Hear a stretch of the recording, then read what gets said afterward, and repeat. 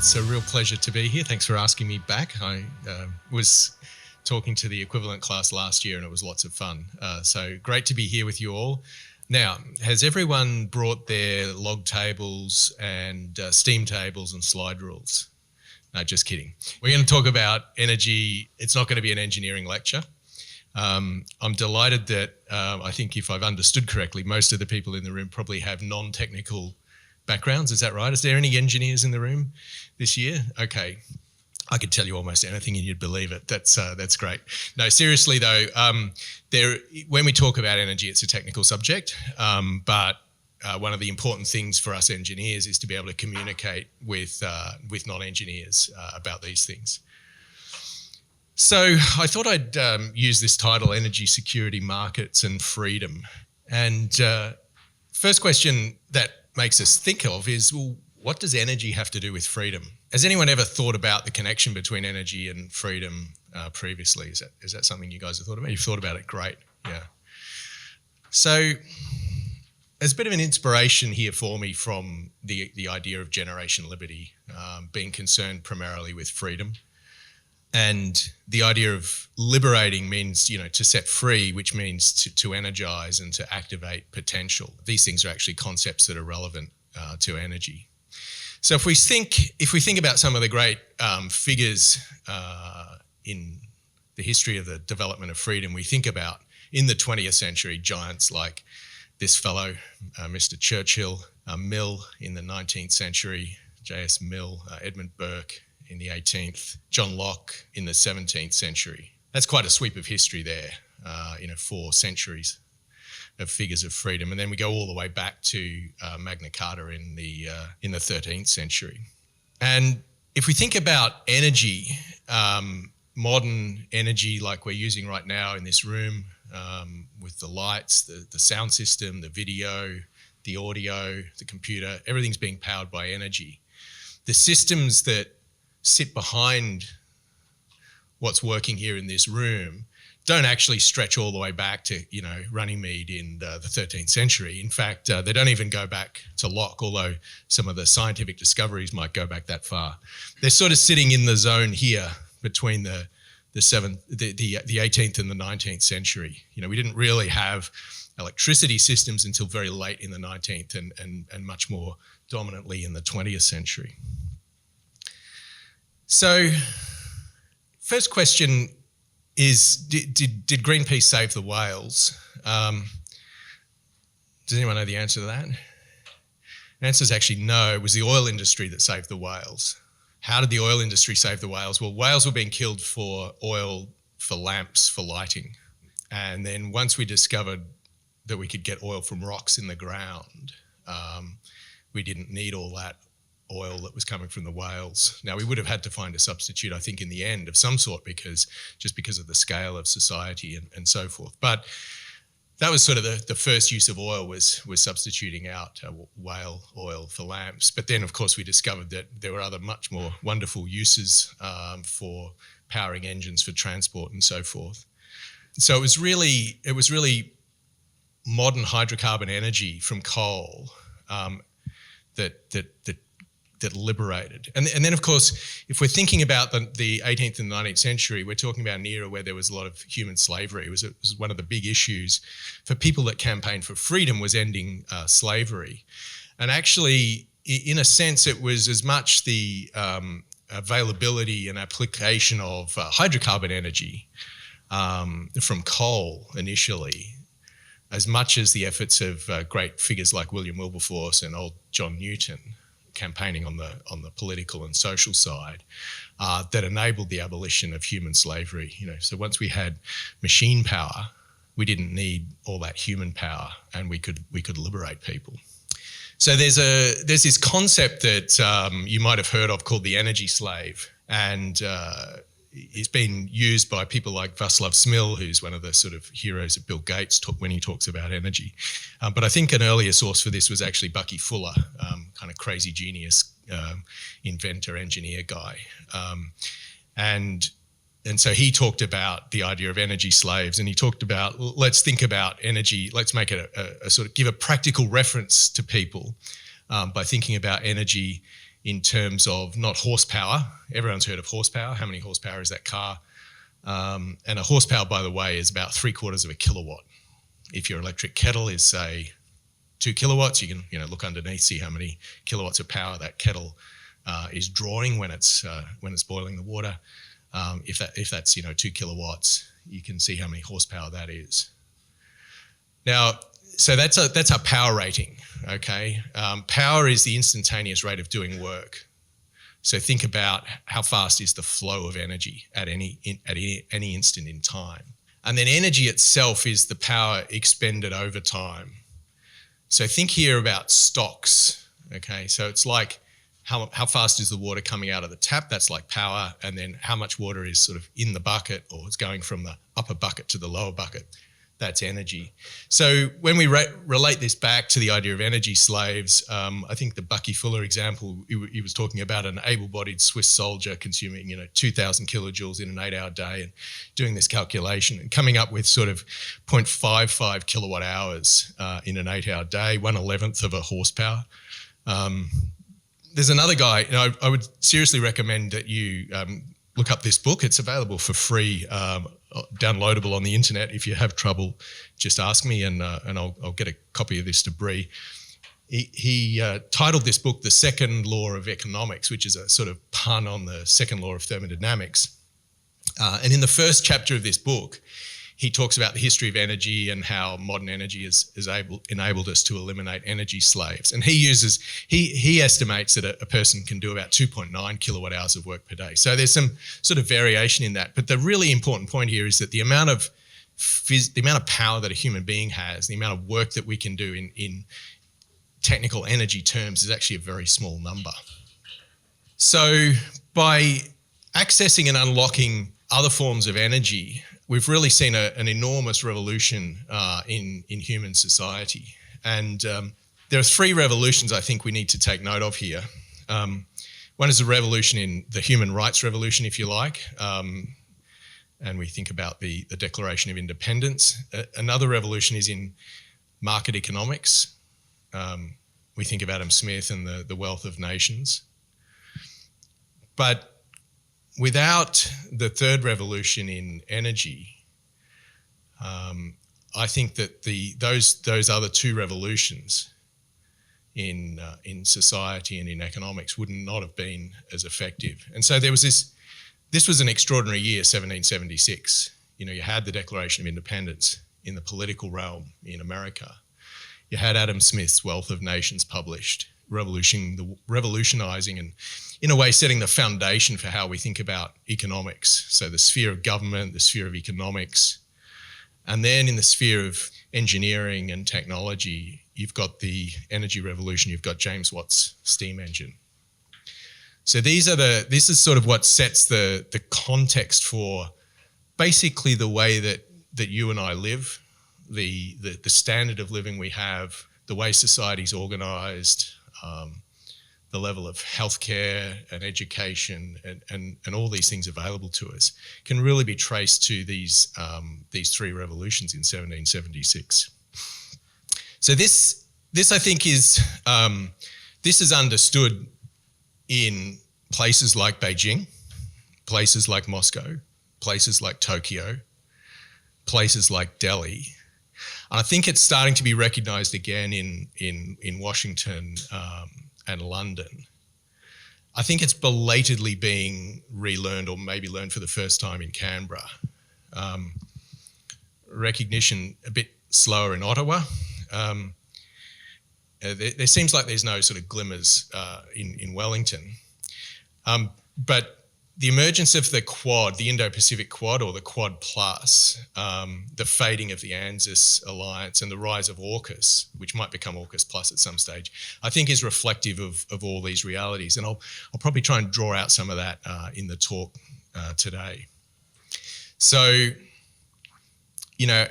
our ability and our ability to engineer and control energy is really crucial for where we've come from and how we've got to where we are today in the early 21st century. And I think the major difference between what the 21st century looks like, which is your century, right? That is the century in which you are going to live pretty much your whole lives. The difference between that and what the 20th century looked like, sort of, my parents' and grandparents' century and half of my life, is going to be very, very strongly related to our ability to engineer and control energy.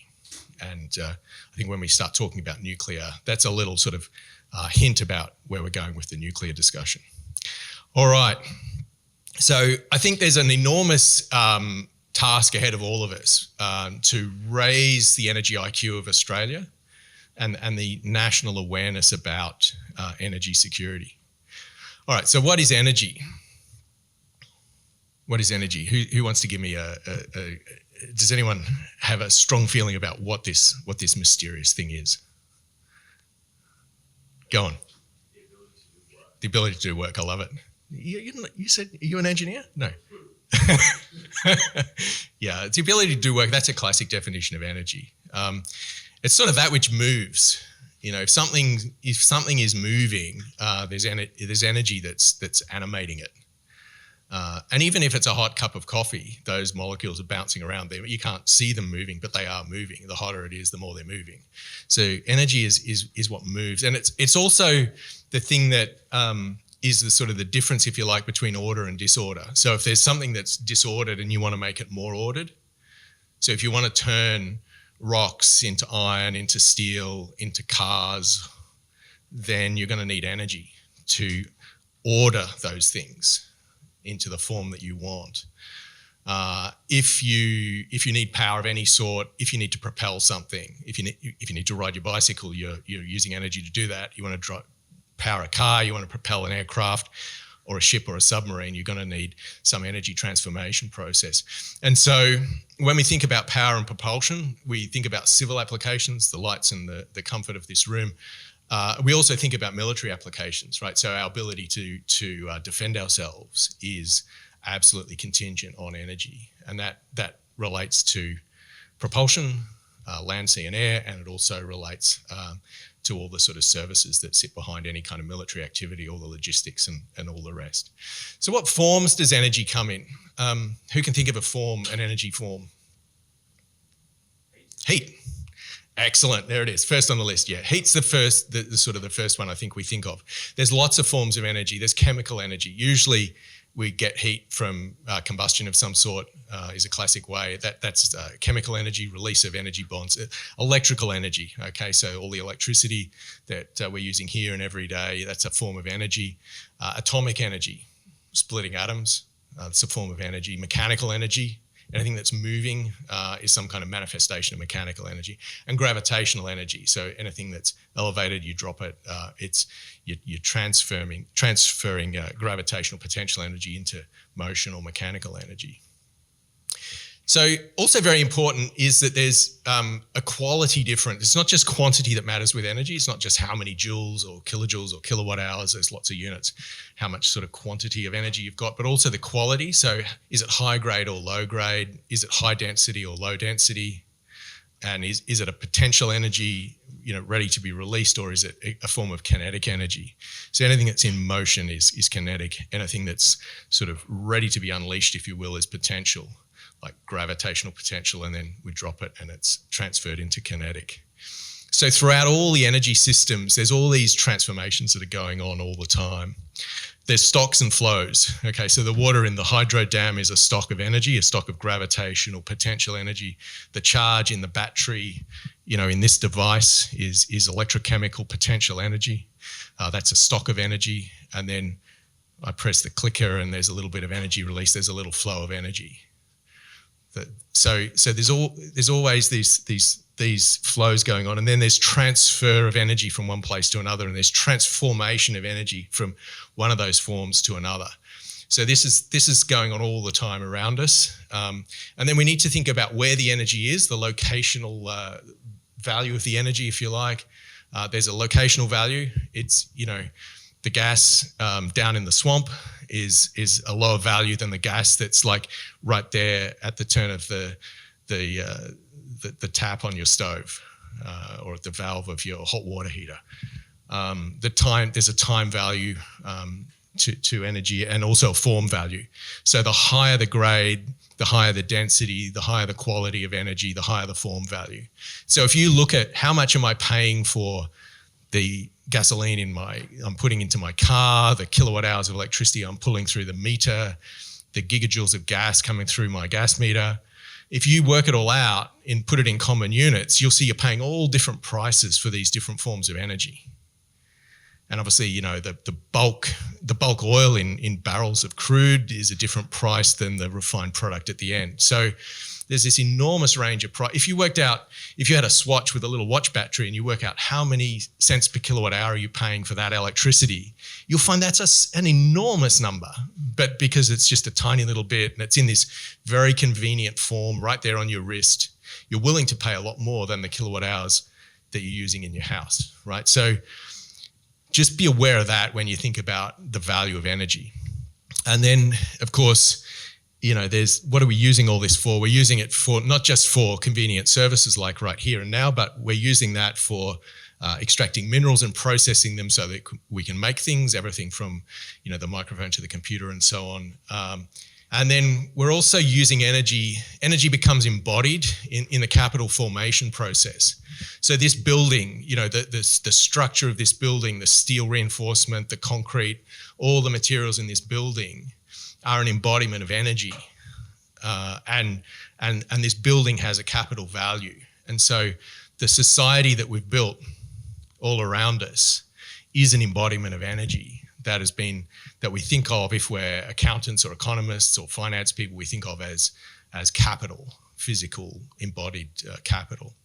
And then every time there's a transaction, and wherever there's information flows, there's also energy involved. So if you're running a monetary system, if you're mining bitcoins or any kind of process that involves transfers of information, actually is an energetic process in behind that as well. So here's a shocking fact: no one can make energy. Okay, if you like, the amount of energy in the universe is constant. The amount of matter in the universe is constant. That's how we always classically thought of it. Okay, conservation of matter, conservation of energy. Now, actually, there's a wrinkle there, which is that you can have an exchange between matter and energy, which we'll come to when we talk about nuclear. So strictly, it's the matter-energy combination that's constant. But you can't make energy. You can't literally produce it. You can't literally consume it. You can extract it from the ground, and you can utilize it by transforming it into a useful process. But you're not literally producing or consuming energy, even though you'll see those headings when you look at the statistics, like the IEA statistics, for example. But you can think of that as supply and demand, or sales and purchases of energy through the economic system. So just be aware of that. And each time we go from one form of energy to another, typically what the laws of thermodynamics teach us, they teach us that it's not being created or destroyed, but they also tell us that there's always a loss involved in a real energy conversion process, unless it's strictly reversible, which is quite rare. So there's a thermodynamic price that you pay, which comes back to the book by Kummel, The Second Law of Economics. Okay, so energy gets dissipated and it all sort of ends up as low-grade heat. And then that kind of low-grade dissipated energy is very low value, and at the bottom of that chain, it's, for all intents and purposes, practically useless to us. You boil the kettle, the steam comes out and wafts around the room. You could get all that steam, gather it all up and put it back in the kettle as water again. But the amount of energy you would need to do that, to reverse that process, would be more than what you could capture and get back, okay? So it's like the ball always rolls down the hill. That's order always... entropy tends to increase, and disorder is increasing throughout all these processes. So there's a kind of paradox here, which is that if that's the case in the physical universe, how is it possible that we can use energy and run businesses and make profits and achieve economic growth for the whole society? And the answer to that is you really have to understand these processes really well and be able to do things as efficiently as possible and minimize the losses as much as possible, and use your capital efficiently, not use too much steel and aluminium and concrete and all those things, if you can do all those things in a really smart way, then your business can make, let's say, 10% or more profit per year, and the economy can grow at, 2, 3, 4% a year. So that's what's going on behind the scenes. All right, so that's a bit of a background. So who am I? Bree's given a bit of an introduction. I'm a mechanical engineer, but I'm also an energy economist. I actually popped out of Melbourne University and went straight into energy consulting in the field of energy efficiency, just around the corner here. And then over time worked my way from the customer side, the demand side, the light bulb, if you like, the energy efficient use of energy, up through transmission and distribution systems and generation, and got into gas, and then got into a bit of work in oil and coal, metallurgical coal and steel making, and uranium and nuclear energy. So that's sort of my journey. Most of my life as a consultant, but I've been in big corporate, ran the industry analysis team in Rio Tinto Energy for 5 years, and I've worked in. So I got into geopolitics when I was in London on the White Stream gas pipeline. So, and I'm the author of this book here, What Would Be Required for Nuclear Energy Plants to be Operating in Australia from the 2030s. I spent 3.5 years as a full-time professor. These days I'm an adjunct at UQ, as well as other things, consulting work and a visiting fellow here at the IPA. So they're my hats, 5 hats. I'm also a founder and director of an energy technology startup called Eroding Supercritical Technologies, which is an innovative company in the very sort of small scale end of energy conversion, these emerging new technologies we're working on. Okay, so some of the things I've worked on, gas in Southeast Europe, I just mentioned that because that's a very interesting geopolitical story, which actually is quite strongly related to what's happening in Ukraine at the moment. So that's about 20 years ago now, worked on that work. Review on the oil market for the federal government in about 2015, so that's not quite, almost 10 years ago now.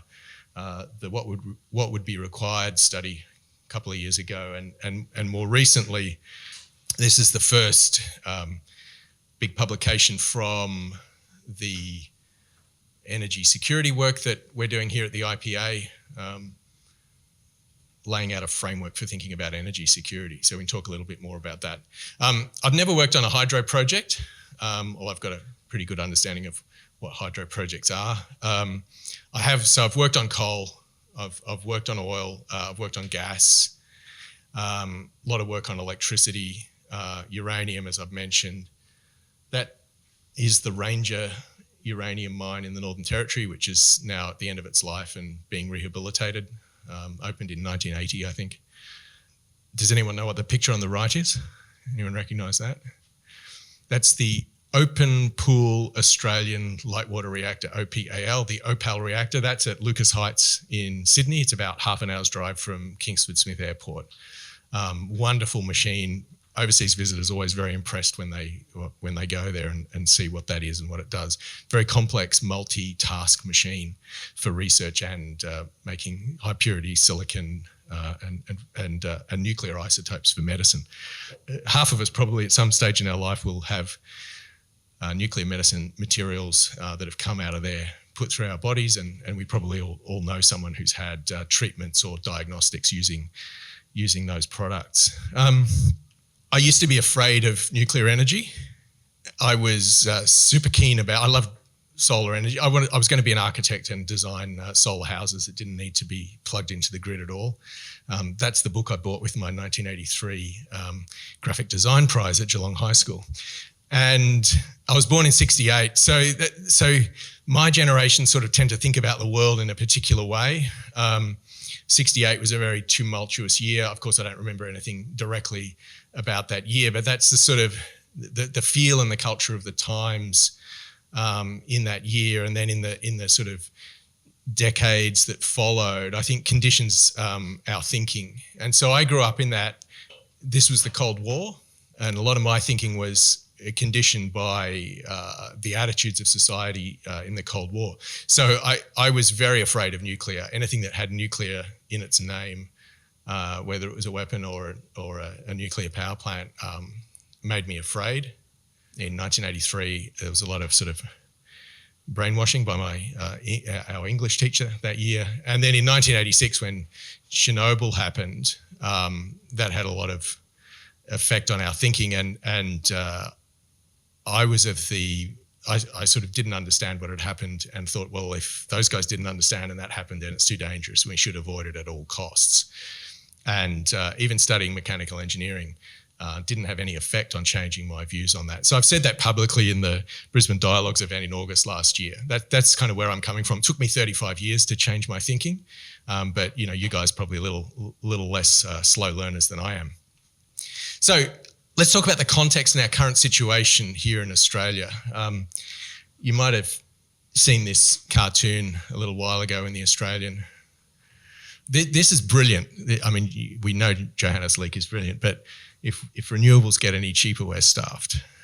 The narrative is renewables are the cheapest form of energy. We hear it almost every day, if not every second day, from the highest, the highest offices in the land.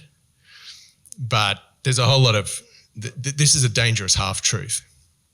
I'm going to start using this slide more and more. This is for the Minister and the Prime Minister and the Premiers. The people that are setting our energy policy are gambling with our energy future and our economic future and the future of the country, in my view, because they're pursuing an experiment that's never been tried at this scale before, has never succeeded before. And to my thinking, the theoretical evidence and the empirical evidence is all telling us that this is not going to work. That the system that is officially proposed for this country to try to run the whole system on low-grade, low-quality, diffuse, intermittent, non-controllable, weather-dependent forms of energy is not going to physically work. And if we can make it work, it's going to cost just an absolute fortune. And that's why I call it a perpetual recession machine. And ultimately, I don't think it will be politically acceptable. So that's why I'm of the view, and I've been saying this for 4 years publicly, without nuclear power generation in the system, I think we'll find it's impossible to deeply decarbonise the economy. Okay. Now, I'm not saying we should deeply decarbonise the economy or get to net zero. That's another conversation. But I'm saying if, as a society, we decide that that's what we want to do, or if for practical reasons we feel that due to international pressures and other things we have no choice but to try and do that, then how are we going to do that? I don't think we're going to actually be able to do that without nuclear energy. Now, having said that, I think it's a mistake to think that, then nuclear energy will just kind of automatically happen by itself. I don't think it will, for a whole lot of reasons. So this discussion and debate, which I was coming out of the UQ report, I was scratching my head, how do we get this conversation started? Then the AUKUS announcement came. This debate is up and running. The kind of two sides of this debate, somewhat simplified and summarised here. There's a received wisdom that this is the sort of the mainstream official current policy view, if you like. Nuclear energy is impossible, the costs are too high, takes too long, it's not popular with the people, and we're just inevitably going to 80 to 100% renewables. I've told you my view on that. But I think the growing view is that we will need it. The cost is a challenge, no question. But when you really understand the costs, I think you would say, that's interesting. From a sort of commercially minded point of view, that is actually interesting. The time taken to deliver, you cannot click your fingers and get a nuclear power plant, no question about that. It does take time, there's a lot of preparation, all kinds of work. The study that we did at UQ lays out all the different kinds of work that needs to be done across 8 different topic areas, 8 different chapters.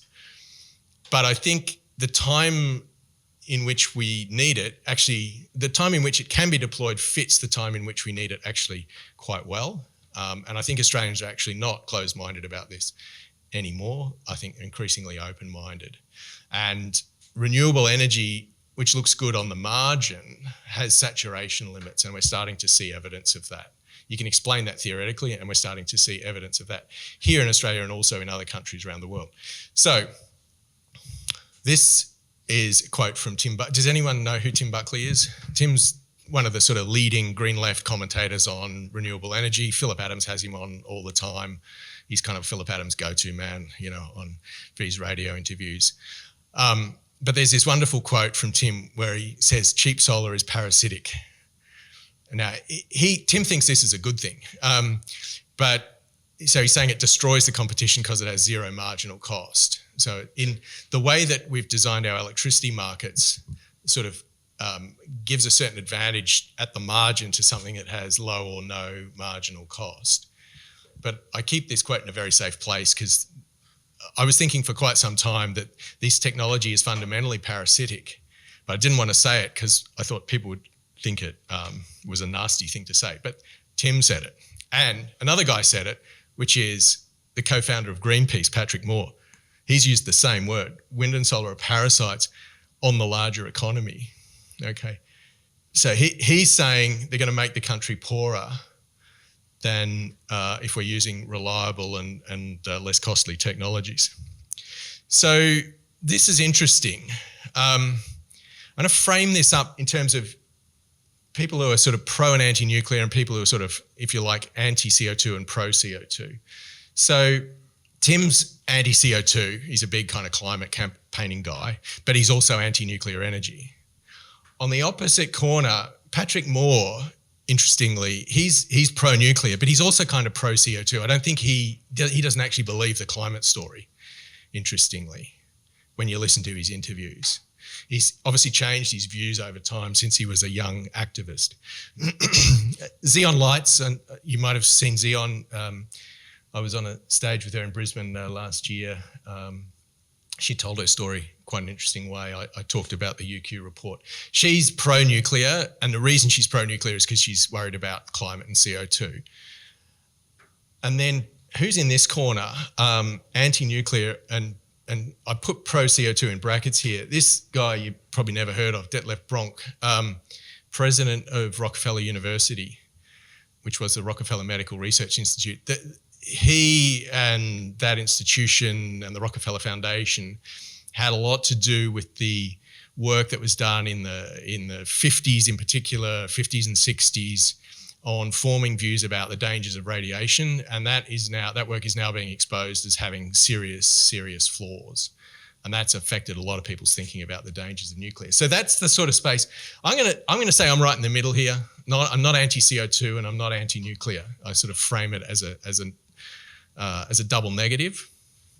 I think that's the centrist position, actually. That's the classical liberal position. So current situation in Australia. Our energy security, and our energy security is being eroded. Costs are rising, and our environmental footprints are actually increasing if you look at it. And if you look at what's proposed in terms of the enormous land use that's being proposed for large-scale renewables and transmission, that's the case. So, you know, we're blowing up our coal plants. Costs, we'll talk about that, and prices in a little bit more detail. And, you know, just this enormous rollout of what you would need to do to actually implement the plans, the official plans, involves, you know, vast areas of land being used. Another big part of this is when we talk about security, let's talk about the wider security context. So the AUKUS agreement very clearly is an important part of the context, even though we're here to talk about energy. This is a major international agreement, most significant since the ANZUS Treaty in the 50s, and I would say more significant than the ANZUS Treaty that old Percy Spender negotiated. Now, if we look at the timeline, there's three key moments I just want to highlight here. Back in June 2021 was the side discussion at the G7 meeting in Cornwall between Johnson, Morrison and Biden, that's when they agreed, yeah, we're going to do this AUKUS thing. And there's a whole lot of work going on in the background, had been going on, I think, and then was announced to the world in September 2021 with the AUKUS announcement. And then in November, Morrison went to the Glasgow COP meeting and basically stood up and said, made the net zero pledge. So you got a conservative government making a net zero climate pledge there. Now, he had in his briefcase when he got on the plane a preprint copy of this report, and the opposition leader, now the Prime Minister, had also a copy of that report. It had been presented in Parliament House in the Theaterette in early June of 2021 to any MPs and staffers who wanted to come. So these guys were all informed about the major conclusion of this is we can deploy nuclear energy if we put our mind to it. And the key recommendation is even if you think we don't need to, because we might need it, you should be preparing the real options starting now. So that's been my position for the last, whatever it is, coming on to 3 years now. Now, reason I mention this is that I don't believe the AUKUS agreement would have been agreed to by Washington and London unless Johnson and Biden would not have agreed to that unless Morrison also agreed to stand up and pledge net zero at Glasgow. Now, I don't have any evidence for that. That's just my analysis and joining the dots. I've put that hypothesis to numerous very senior people in this country, and no one's disagreed with my theory yet. So I just want to sketch this climate change thing quickly here. In terms of, this is the official story, right, is there's human activity which gives rise to emissions of CO2. That's not I don't think anyone disagrees with that. That then flows into the atmosphere and atmospheric concentrations rise. General agreement about that with some disagreement here and there. And then you come to this big box called climate change. It's like that is then attributed to a whole bunch of physical effects in the atmosphere and the Earth systems, which then is said to give rise to a whole set of risks. And then we need to think about what are our options and responses to that. And then the idea is we stop emission, we make a whole lot of policy changes and technology changes and corporate strategy changes, and that feeds back, and then we all live happily ever after. So this is a kind of more colourful picture of that. Right on the left, you've got technology, prices and policy, and you've got all your different energy forms that we're talking about, renewables, nuclear, hydrocarbons, industry, agriculture, waste management, and so on. And we're emitting about 51 billion tonnes of all those gases in CO2 equivalent terms every year at the moment, and still going up. Little down dip for the pandemic. Atmospheric concentrations of CO2 are at a bit over 400 ppm now. Average temperatures are measured to be rising a little bit by most methods, surface thermometers, satellite data. And then there's a whole lot of discussion about what does all that mean in terms of outcomes. And then we get into risk assessment and policy and strategy. So that's the sort of the big picture, if you like. Australia is about 1.3% or something of the 52 billion tonnes a year of emissions globally. Now, what does our national account look like? These are the official numbers from the government publications. Every country is, since the Rio Earth Summit in '92, obliged to submit their national accounts. How much are we emitting of each of these different gases, CO2, methane, etc. That's what ours looks like in CO2 equivalent terms. It's mostly physical CO2 plus other bits and pieces. Most of it, as you can see, is energy. That big sort of slab in the middle is energy. Okay, in the 1990s, the baseline was taken to be 1990, which was very suitable for Europe because the Soviet Union had just collapsed and their emissions were starting to fall. So having a high baseline was sort of convenient for them. Also, it's turned out to be reasonably convenient for us.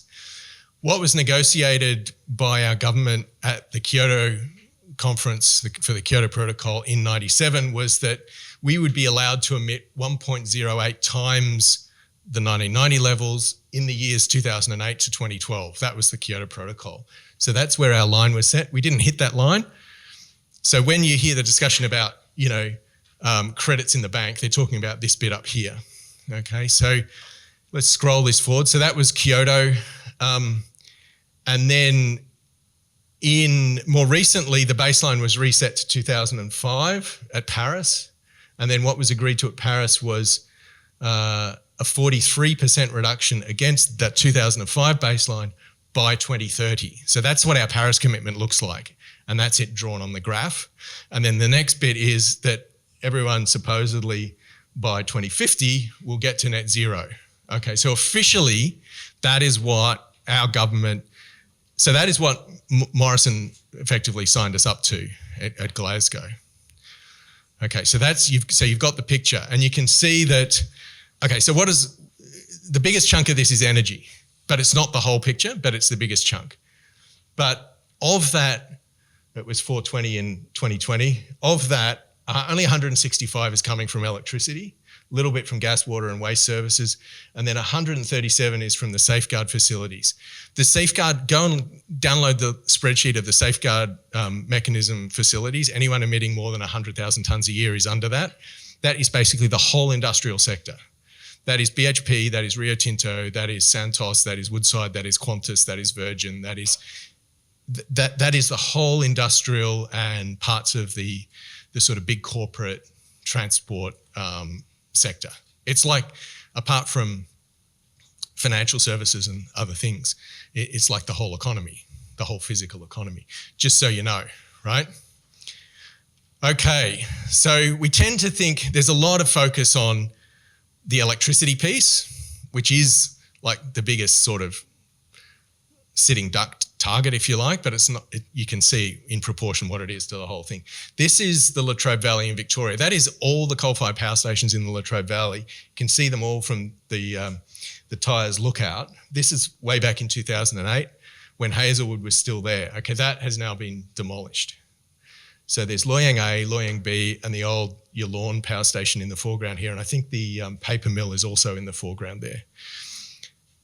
Hunter Valley in New South Wales, similar thing, but you can't see it all in one photograph. What are we doing in this country? So we're rapidly, this is my view of what we're doing, we're rapidly walking towards the top of the cliff, blindfolded. And at the same time, this cliff is collapsing towards us and getting steeper. And so I think this is a kind of stupid, self-destructive form of national suicide. Now this picture, this is a picture of the top of North Head in Sydney, but this is not just an analogy, right? This is the actual data. Okay, so this is the brown coal, Victorian brown coal and New South Wales and Queensland black coal power plants from 2010 to the present. That is the projected retirement of those plants. So here you've got we used to have almost 30,000 megawatts, 30 gigawatts. Now we're kind of coming down towards 20. That was at the time we did this study, and then I was on the plane going to the US with Ted O'Brien on the nuclear trip, and he said, "Oh mate, it's even worse than that now." And I looked, and yeah, sure enough. So just in that space from January 2021 late 2021 to early 2023, these grey shaded bits were announced as sort of extra early closures. What does that look like in the context of the whole system? So that's just the coal. Then on top of that, we've got some gas steam turbines still in South Australia. Then you've got gas combined cycle. Then you've got hydro, which is this piece here. Then some gas engines, open cycle gas turbines. These are like aircraft jet engines, fast response peaking plants. Some diesel, liquid fuel engines, liquid fuel turbines, and then the wind and the solar. Now notice, so there's this yawning gap here. This is when people talk about the base load.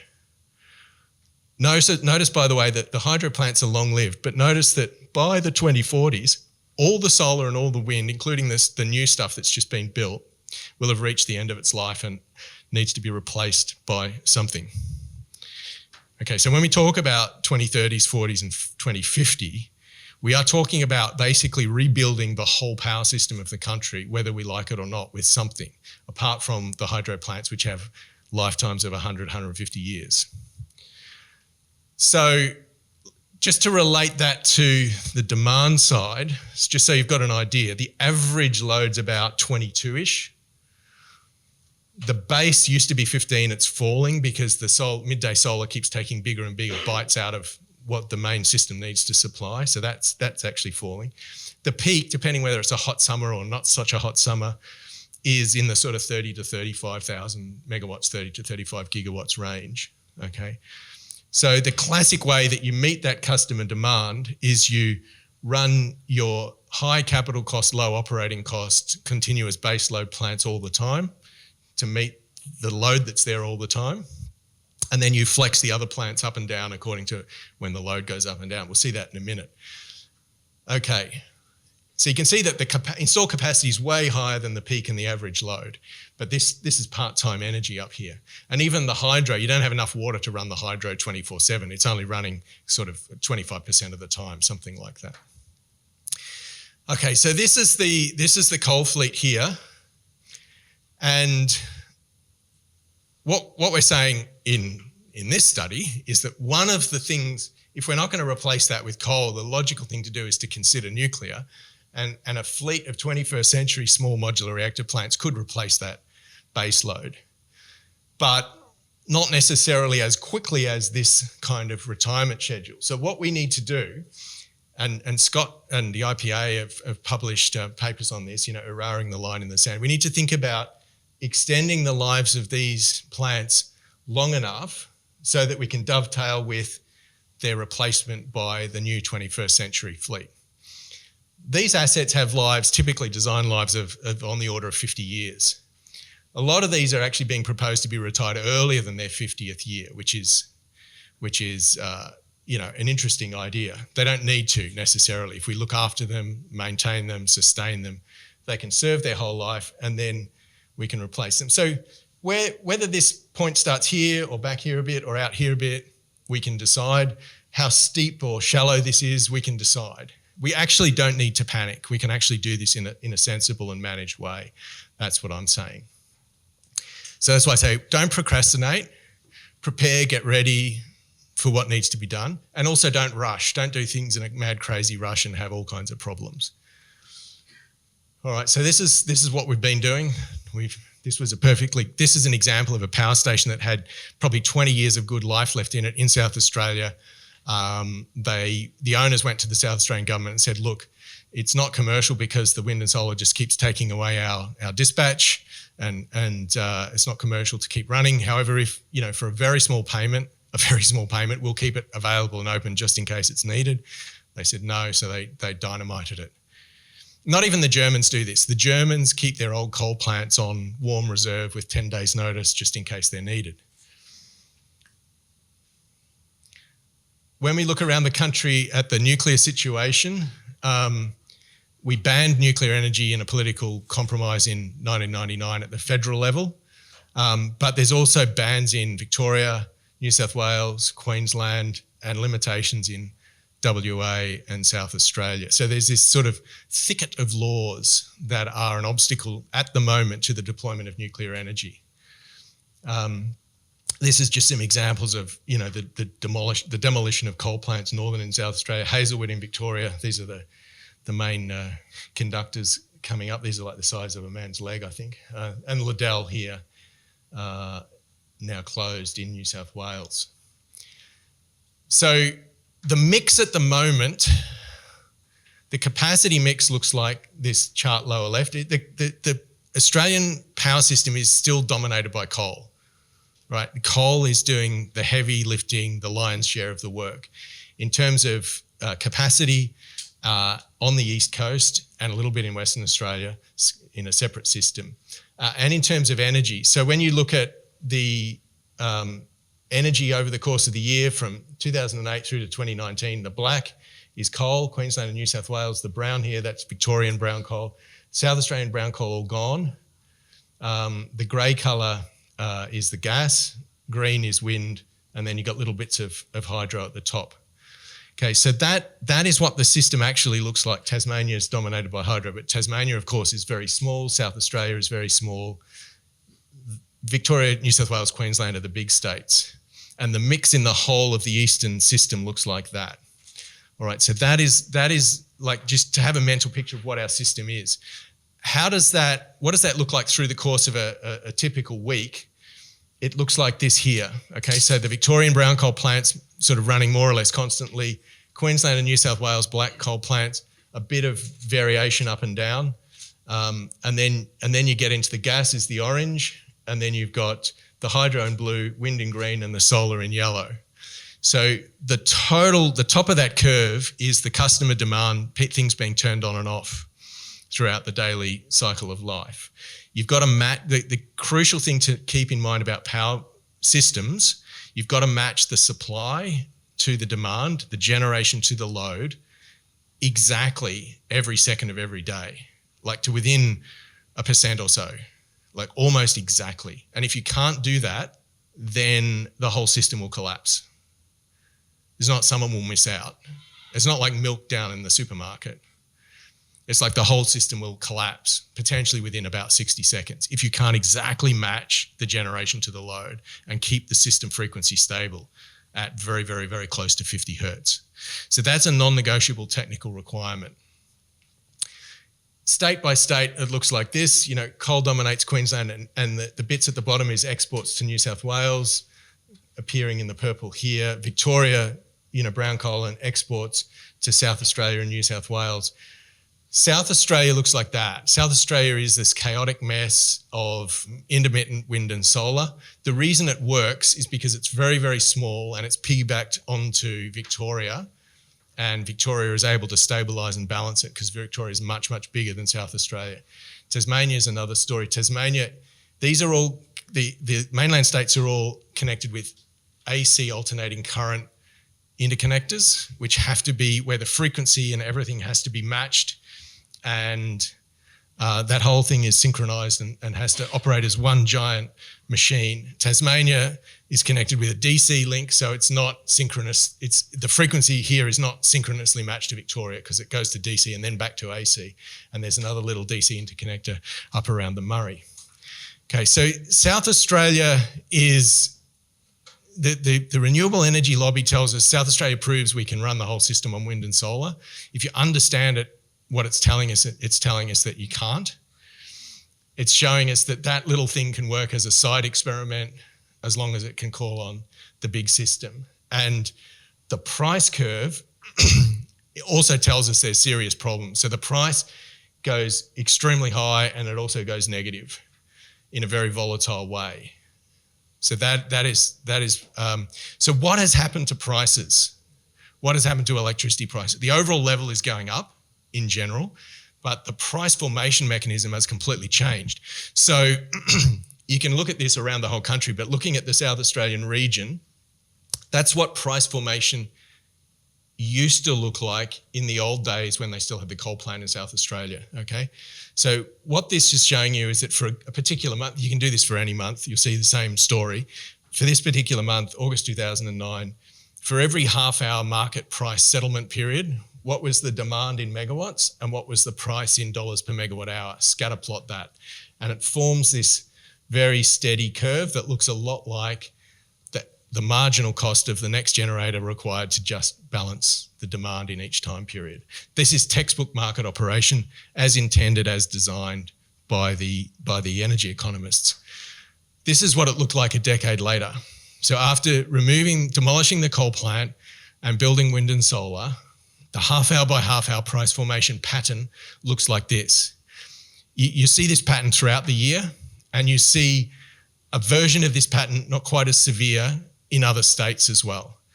Now, notice that the average demand level, 1,410 megawatts, is slightly lower than it was back here. Notice the price level has jumped significantly. This is the average price for that particular month, and this goes up and down. And notice also that the negative price can go down to minus $1,000. It's right off the chart down here. The positive price, I've chopped it at 300. This can go to, it's now 16,000. I think at that time it was probably $15,000 a megawatt hour. Okay, that's the sort of peak price signal. This is extremely volatile.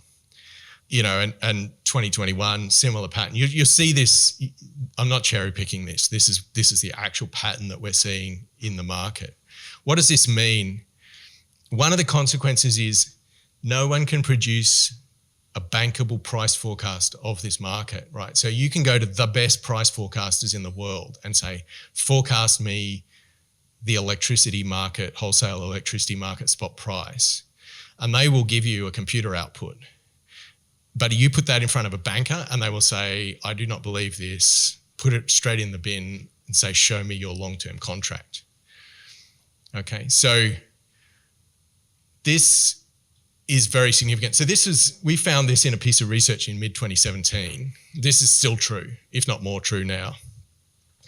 You cannot finance a new power plant on the back of a spot market price forecast, which was meant to be part of what the market was supposed to give price signals to investors, okay? So I believe in free markets, you believe in free markets, the IPA believes in free markets, that's great. But you've got to understand the reality is that this is the reality that we're living with at the moment. And so a key point here is that a system, a physical system with machines, generators, transmission lines, substations, all that stuff, a physical system is not the same thing as a market. There's a tendency for people to equate these things in their minds. Economists have this tendency to equate these things as if they're the same. They're not the same. The market sits as a layer on top of the physical system. The market cannot exist at all without the physical system. The physical system can exist happily without the market. That's what we used to have when it was vertically integrated, state government owned, and in America, regulated privately owned, but regulated independently, a kind of monopoly kind of situation, not a free market. Okay, so this is one of the big policy issues, in my view, that we need to address. Now, so what this brings us to is, where should the market end and the state begin? This is a very key philosophical point for generation liberty. What's the role of the market? What's the role of the state? I think this is a very interesting lecture by Ian Harper, who did a review on competition across the Australian economy. He gave a review on religion and freedom for the CIS in Sydney. So he thinks we need to have a modest view of the market. So he's saying the market's good, it's important, it's valuable, but it's not the whole of life. It's not everything. And he also says that so these two quotes kind of balance each other. Like if we say, just let the market do everything, we're going to have problems. If we say, let the state do everything, we're going to have problems. Because you get this kind of, these undesirable, by the way, this is what's happening with the renewable energy subsidy game. It's incentivizing and attracting all kinds of undesirable behavior that is detrimental to society. So for me, this is one of the big challenges of your generation, is resolving the balance between the market and the state. All right, let's talk about costs. So what is the power cost paradox? The power cost paradox, so imagine you're a young advisor and you're in the minister's office, and you say, well, the levelized costs, if you like, the average cost to recover the investment and operation for wind and solar is, let's say it's about $50 a megawatt hour, 5 cents a kilowatt hour, same thing. And nuclear, let's say it's something like $100, 10 cents a kilowatt hour, wholesale, injected onto the grid. So how much should we build of this stuff, and how much should we build of this stuff? By the way, zero CO2, zero CO2. So let's say we've all agreed we have to get to zero CO2, whether we like it or not. The British and the Americans sort of forced us to, or whatever. How much do we build of each of these to get the lowest total system cost? Now, if you're an accountant, you probably think, well, you just build all wind and solar, because the average of 50 and 50 and 50 is 50. And if I build one of these nuclears, I'm going to push the average up, aren't I? I mean, that's simple primary school maths. That's what the minister thinks, right? Now, an economist would go, well, it's a silly question, just let the market decide, a free market economist. And okay, with or without subsidies, that's another discussion. But actually, if you're an engineer, you realise that the paradox is that if you try to do it all with this, you actually end up with the most astronomically expensive system. I'll show you in a second. If you put in a little bit of nuclear, you actually get the least cost overall total system. And one of the reasons for that is this need to balance supply and demand exactly. And this cannot achieve that. The part-time intermittent renewables cannot achieve that trick. So the official plan, you can pull this off the AEMO website, looks like this. They've got this hydrogen superpower story. This is pure fantasy. That's another story we can talk about. Let's just zoom in on the bottom part here. So they've got these, this is their so-called step change scenario. So they're basically saying, remember, so 50's here. Remember our peak is down here at 35. The average is down at 20 something. And they're saying, because this is part-time and variable, they're saying we need to build over 250 megawatts, 250,000 megawatts, 250 gigawatts of installed capacity in order to meet a peak that's down here sort of in the 30s. That's the official plan. Now, how much, and they're saying that's going to be the cheapest. How much would this really cost? Well, this is from a PhD thesis I supervised and it's sort of directed and supervised. And we've looked at this. So what this research looked at was different levels of renewables in the system, 25, 50, 75, and 100 are shown here. And how much would you need to build in order to match that demand under those assumptions? And we get the same sort of result. You know, you need to, actually this is slightly less, but I think in their 2050 case, they might have a bit higher demand, but we're getting basically the same result. So you need to, if you're in these high shares here, 50 and 75%, you need like 3 times capacity overbuild for the system. When you try to go all the way to 100, you need like a 6 times overbuild, right? On a nominal capacity basis, on an installed capacity basis. And the cost is like $180 a megawatt hour, 18 cents a kilowatt hour, plus, and that doesn't include all the transmission for rewiring the nation. Doesn't include all the complicated stuff you need to do at the distribution level to manage all the two-way flows, the control systems and all the rest. So this, in my view, this is a real low-end underestimate. What happens if you remove the ban on nuclear energy? What happens is the optimizer wants, if you tell it you can have a nuclear power plant with these characteristics and a certain amount of flexibility, it wants to build nuclear plants if they're low capital cost, central estimate capital cost, high estimate capital cost, and even if you give it very, very high capital cost estimates, it still wants to build a certain amount of nuclear in the system. So I'm just going to focus, this is at different levels of CO2 emissions from 300, 200, 150, 25 and no CO2 per kilowatt hour in each of these blocks. Just focus on the zero CO2. You know, so with low nuclear cost 75, central 92, and then you get to 102 and a little bit higher up here. So basically, and these are the input numbers, you know, $4,500, bit over $4,500 a kilowatt for your nuclear capital cost, all the way up to almost 10,000. So this surprised me. Even at a very high nuclear capital cost, it's still, if you need to get to 50, 25 or 0 kilograms per megawatt hour of CO2, it still wants to build nuclear, even if it's that expensive. It's saying that is part of your optimum solution.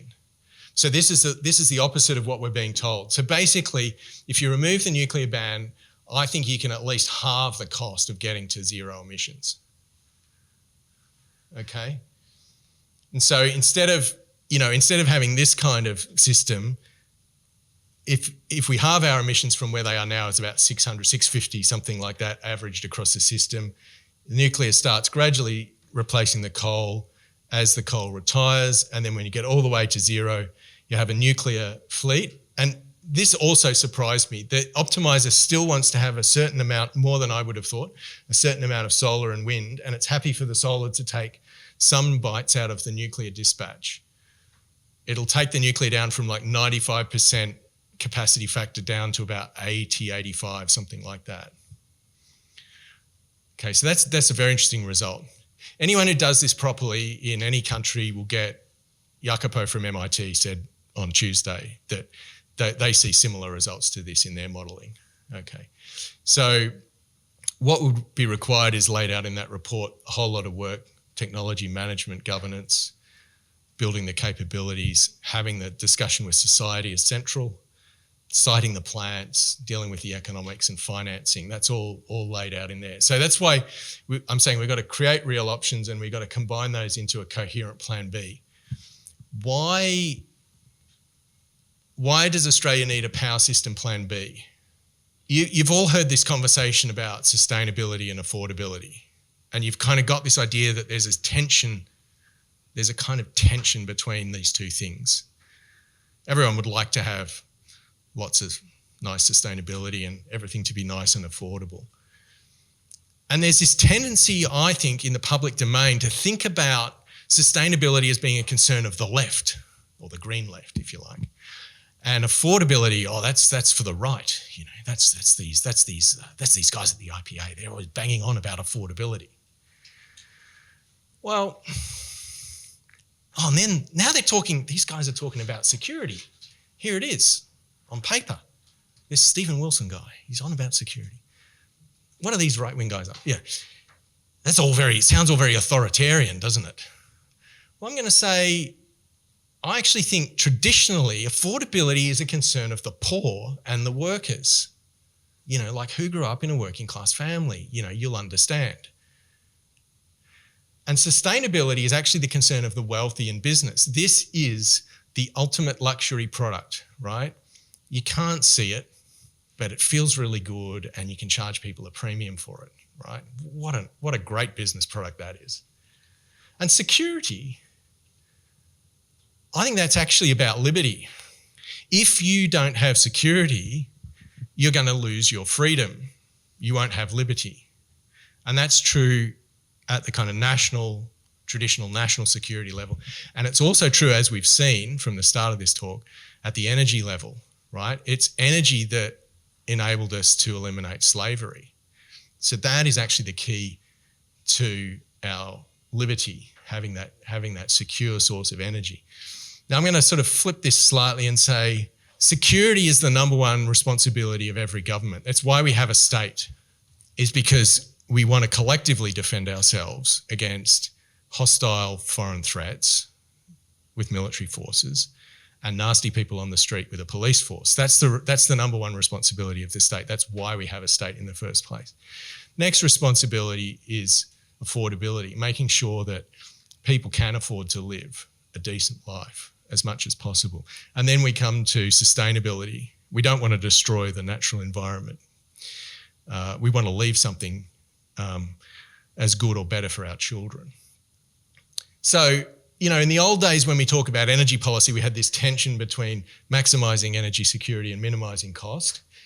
What's happened in the last 50 years, let's say, since the UN Environment Conference at Stockholm in 1971, is the environment and emissions came into the picture. But if you think this is new, it's not. This was written by Hugh Stretton, who's an old Ormondian like me.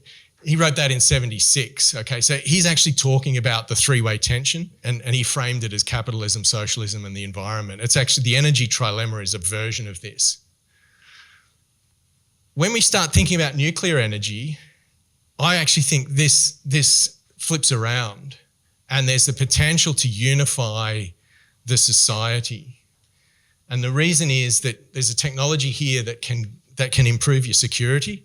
There's a technology that can help minimise your cost, and there's a technology that can minimise your impact on the environment. You've got this very, very high density, high quality form of energy with a very, very tiny footprint that doesn't need vast amounts of land for wind and solar farms, doesn't need all this new transmission. You can use your existing sites, you can plug it into your existing transmission. And I'm not the only one who can see this. A very interesting thing is that a lot of the voices that are saying this now, that are saying, actually, this is a unifying topic. This is not a high controversy, nasty topic that no one wants to talk about. A lot of these voices are women and sort of young generation women. Alison Ogren, I think she's a biologist. A biologist in Minnesota. Xeon Lights, we've mentioned already. You've seen Xeon. She's coming from a very sort of green left activist background. Maria Korsnick, she's the CEO of the Nuclear Energy Institute in the United States. She's a trained reactor operator, former Duke senior executive. Joe Lackenby, former president of the Australian Nuclear Association. Joe's in Sydney, still on the committee. That's a TED talk she gave there. Isabel Bomeek, isodope. She starts off with a makeup video and then suddenly you're in a nuclear video. And by the way, Miss America, Grace Stanke, is a nuclear engineer at the University of Wisconsin. And then, of course, there's Teija Turminen from Replanet. They've got a branch here in Australia. She's from Finland. So the Finnish Greens is the world's first Green Party that's gone pro-nuclear. The first Green Party in the world is the Australian one, which Bob Brown started. But these guys are the first guys and girls. These are the first pro-nuclear Greens in the world. So this conversation's changing. What is energy security? There's like more than 80 definitions, right? No one knows, but we're leading the way in this. And, you can go for a big, long IEA definition, but I like this one. Energy security is national security. We used it for the title of this report. That quote is from Maria Korsnick. It was in a small room in Washington on this trip with Ted O'Brien a year ago. We visited all these organisations. This is where we travelled. And Maria, she said that, and then Ted said, well, what's your advice for Australia? And she said, well, first, stop blowing up your coal plants. You're not ready to live without them yet. You've seen the charts. Ted told her one fact. He said, in his introduction, 80% of our coal capacity will be retired by 2035. And in every single meeting, all these Americans went, excuse me, did you say 18? No, 80. So with that one fact, Maria said this, and you can see that in the charts. She knows what she's talking about. So at the IPA retreat in Canberra last year, I talked about this work and put up this definition. This is our working definition of energy security. So we've got the dictionary definition of energy from the dictionary and the engineering textbook, productive work. And we've got security about being free from danger, threat, feeling safe, stable, free from fear and anxiety. So the definition of energy security is the power to be free and to do work, and it's inseparable from national security.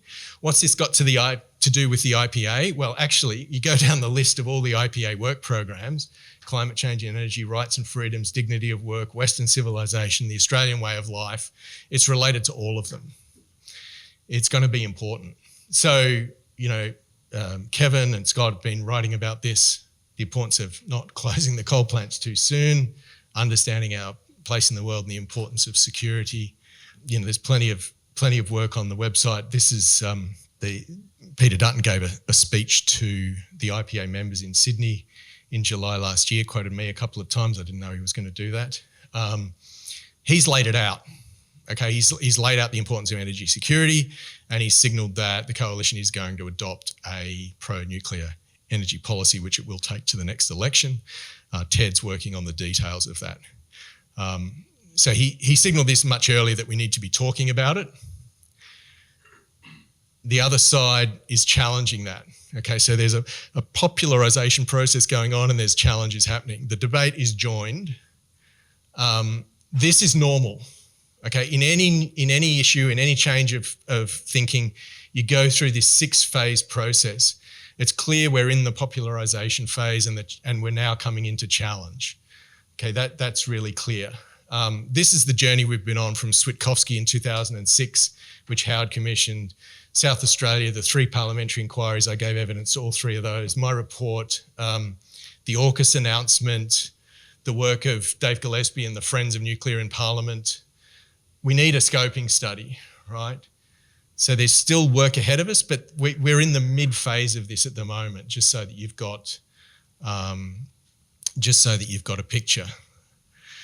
Just on security, there's all these levels of security, but I just wanted to show you this quote here. Energy security is economic security. Energy security is job security. Energy security is national security. Who do you think said that? This is shockingly surprising. This was said by the Prime Minister in a speech to the Future Energy Forum in Sydney in mid-September last year. So just think about that. In late January, early February, we're in Washington, me and Ted and 3 or 4 other people in a small room in Washington, and Maria Korsnick says, energy security is national security, and we all write it down. And then I come back and I say to Scott, there's this great quote, and he goes, oh, that's great, and he puts it in an article. and then I'm going around talking about it. And by September, the Prime Minister is plagiarising our words, which is wonderful, right? So I'm not sure that the real meaning of this is fully sunk in. I'm not sure it's fully understood, but you can see that what we're doing is having an effect. In October, we're over in London, went to the Battle of Ideas Festival, very interesting, and we're there for the ARC Forum, also very interesting. We launched this energy security paper in Church House, Westminster, just there in next to the cathedral. The launch speech was given by Tony Abbott. Tim Stone from the UK Nuclear Industry Association said a few words. There were a number of politicians, Australian and British, in the room. Okay, so we're getting this on the agenda. And I think the vision of the 21st century Australia, which is the country that you're all going to be living in, is it's all about it being, strong, secure and prosperous while minimising our footprints on that natural environment. That's my overview, Bree, of energy and security and nuclear and all those things.